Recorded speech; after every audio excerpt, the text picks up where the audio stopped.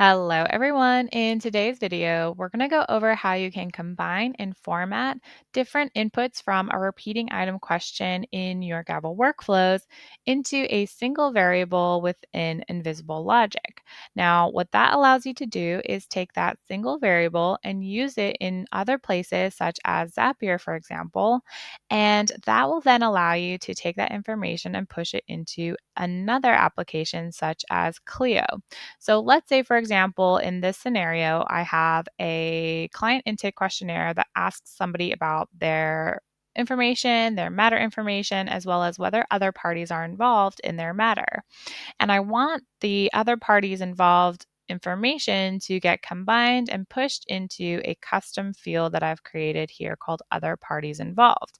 But I want it to be formatted like this, where person one has their name here and their email and their phone number, for example, and then person two comes after that, and then person three and person four, and so on and so forth.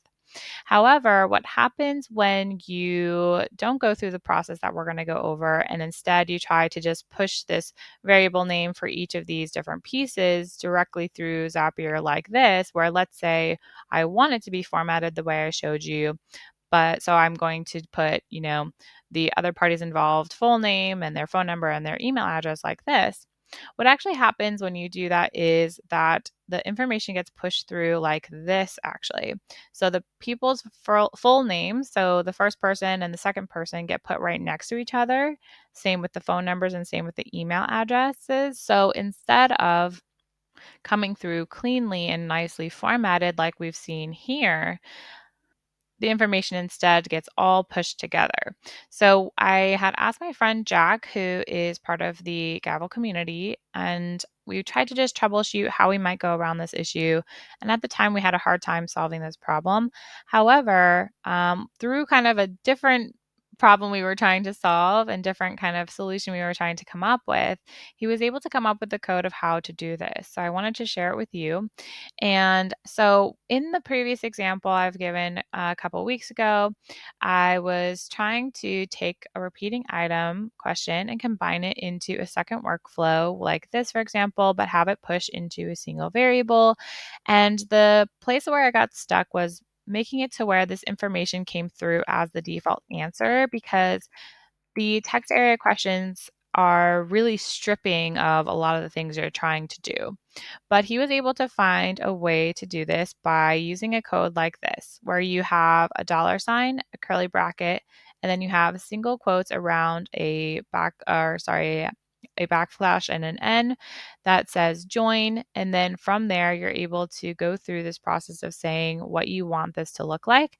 So you'd say item shareholder name, for example. So that's pulling from this section here. Then I'm combining that with their address, their city, their state, their zip, and so on. And then you have new lines throughout for each of these pieces for the item in this company shareholders repeating item. Now, I wanted to also make it to where this question isn't shown to the end user because they've already completed that information. And I just want the combination of these different pieces to be hidden to the end user. So that begs the question of how can I combine this in a way that uses invisible logic? And invisible logic, when you're trying to add different pieces of code into it, can actually kind of act a little bit differently. So you have to slightly modify this kind of approach. And instead, you need to use this chr10.join instead. So instead of using new line, you're going to use this part here and you're going to take off the dollar sign. So it's going to look like this, for example. And what that allows you to do, as I mentioned, is create that single variable, but make it to where you don't have to have the end user see it and you can still use this anywhere you want. So I've applied this to a slightly different kind of example than the shareholder one. So I'm going to get rid of these and I'm just going to show you what I'm trying to do with this one. So for this particular one, I'm asking some information of a person who is going to be a new client for our firm. So we need some information about themselves, we need some information about their matter, and we need some information about who else is involved in this matter as well. And then I want that information to get fed through Zapier so that a person contact gets created for the person who's submitting this particular one. Then I also want a matter to be created in Clio using the person that was just made, as well as the information from the workflow that we created in Gavel.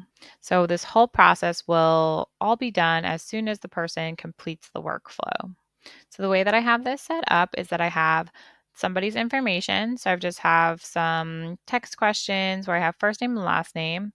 And I only did the bare minimum in order to show this, which is what was exactly needed in order to actually create this. So I only needed two pieces of information in order to actually create a person contact in Clio, which is their first name and their last name. So obviously, if you were doing this for real, you would put in whatever other pieces of information you would need, such as their email address or whatever else.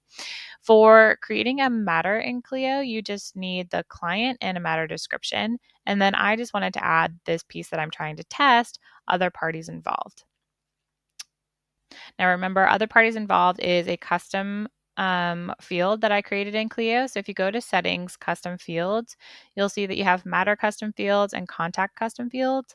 So if you go to matter custom fields, you can add whatever type you'd like. I called mine other parties involved, and I made it a text multi-line so that I could have multiple people kind of added on there.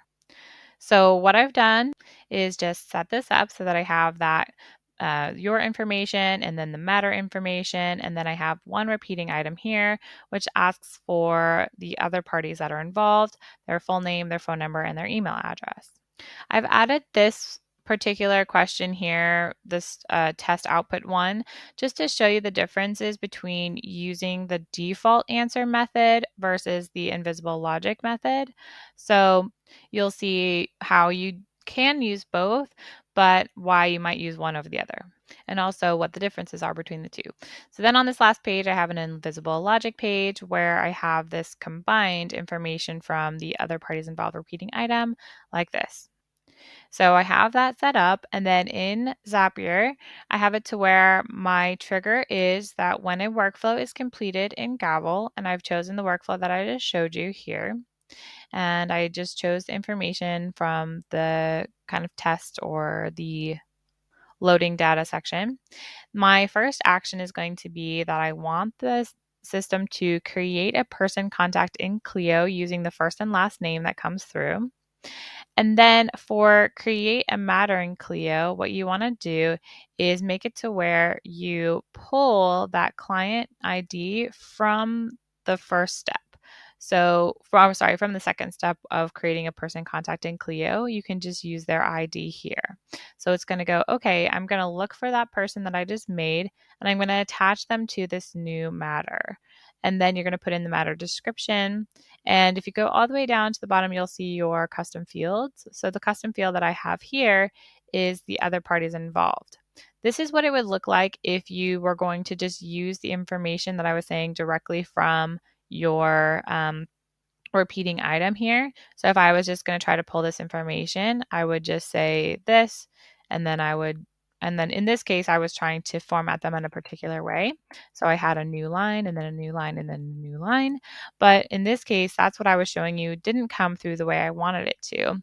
In that particular case, it comes through as kind of that information next to each other, but I want them to be grouped by who they are as person one or person two and all of their information together.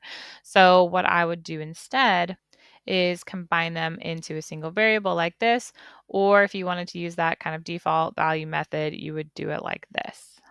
And I'll go back to what that looks like in a second, but just to show you the rest of this piece that I would find now my combined information one here, and that would be the only thing that I would need to push through.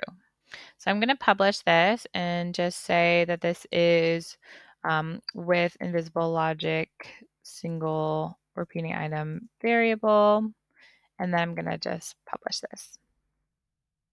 So what I'm going to do is just show you kind of how this operates first. So I'm just going to use one that I already have kind of set up. So I have the first name, the last name, the matter description. I have two parties involved. So I'm just going to go ahead and continue. And here I'll be able to see that if I go into my Clio account, I can see that I have a new contact called Brittany Hernandez. And if I go into matters, I can see that I have a new matter that's been created here called copyright registration based on the matter description. And under other parties involved, I have this information here in the format that I wanted it to be. So now we're going to just go quickly through and break down exactly the code for this so that you can replicate this if this is something that would be interesting for you to try in your own workflows.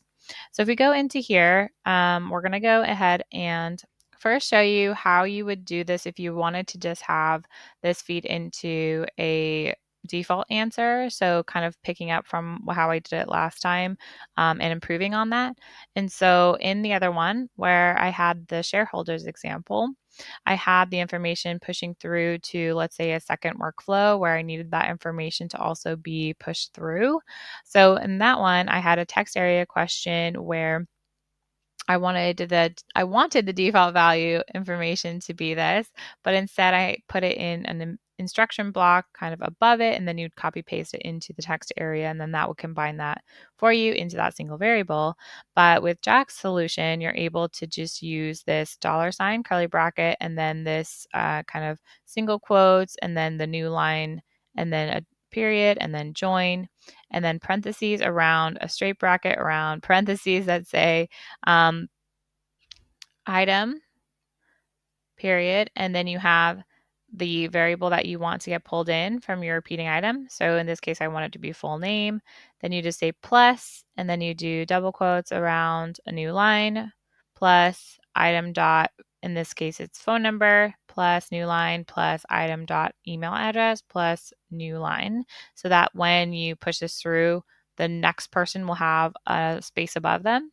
And then this is for the item in, and then you use the repeating item variable name, which is in this case other parties involved. And then you just close everything out with a straight bracket, parentheses, and then a curly bracket. And then note that this is a phrase kind of within its own parentheses as well. So when you use this, this is going to kind of push that information through as the default value of a text area question. One thing you could do if you didn't want to use the invisible logic way and still have this used without the end user kind of seeing this, you still could do that by editing page logic perhaps. But I think it's better if you just use the invisible logic variable here, because that's by default not going to be shown to the end user, and you're able to make whichever different variables that you want and combine them in different ways. So let's go with this method. And like I said, you're going to see some differences between this default value method and the invisible logic method because they can read things a little bit differently.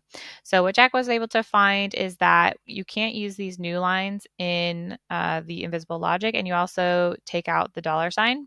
So instead, what we're going to see is that chr10.join, and then you use the same type of configuration, but anywhere you saw a new line, you're going to replace with that chr10, and then just use the same kind of configuration we saw before, which is that you have where you want it to be. Then you say item dot, and then your variable name for whatever you want to join in whatever format you like. And then you're able to just push through this single variable. Now I had an output document here just to show you that you can do this and use these within your workflows as well, your output documents as well.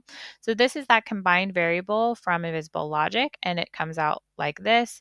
But if you also just wanted to use in your output documents the variables using the word add-in, which is super simple as well, and you can use the word add-in to push this through as well.